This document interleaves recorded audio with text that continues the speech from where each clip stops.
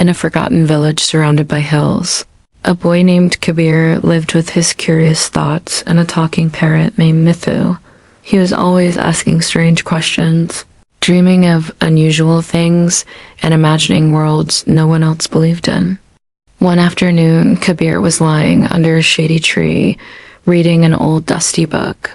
He looked up at the tree and whispered.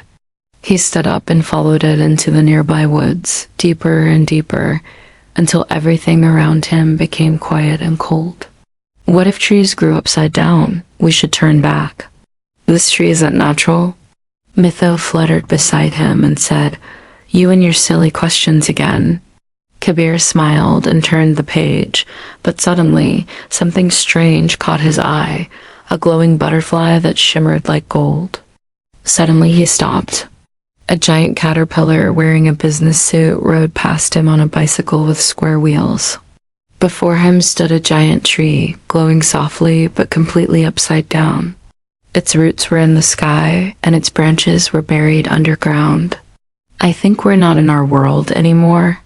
The moment he touched the tree, the world began to spin. The sky flipped, the ground vanished. A strange humming filled his ears. In seconds, everything went dark. Here, the truth hides in lies, and the wise are silenced. "It's upside down," Kabir whispered in awe. "But be warned, every step forward is a lesson," she said, and faded away. Mithu landed on his shoulder. "But that's exactly why I want to climb it," Kabir replied, eyes shining. "I don't know where I am, but I have to understand it and escape." Grabbing a root, Kabir began to climb. With strange letters that rearranged themselves to read, "City of the Black Giant." When Kabir opened his eyes, he was no longer in the forest. They reached a town where everything seemed to run backward. People walked in reverse, and the clocks ticked counterclockwise. He stood in a world unlike anything he had seen. The sky was green, the sun was square, and rivers flowed upward like fountains. "Watch where you step." The road had signs that pointed nowhere.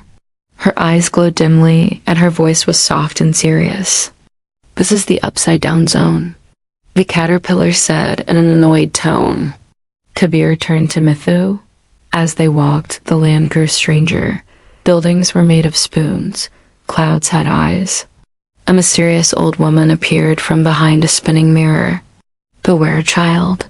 Kabir stepped forward. "Who are you?" "A shadow from your world. Find the black giant and you'll find the way home." Mithu nervously fluttered in place. "This place is mad." They looked ahead and saw a glowing gate at the end of the street. Kabir took a deep breath. "Or at least not get eaten," Mithu muttered. As they walked toward the gate, a huge black shadow rose silently behind it. The wind blew. The world shivered. And Kabir's journey had just begun.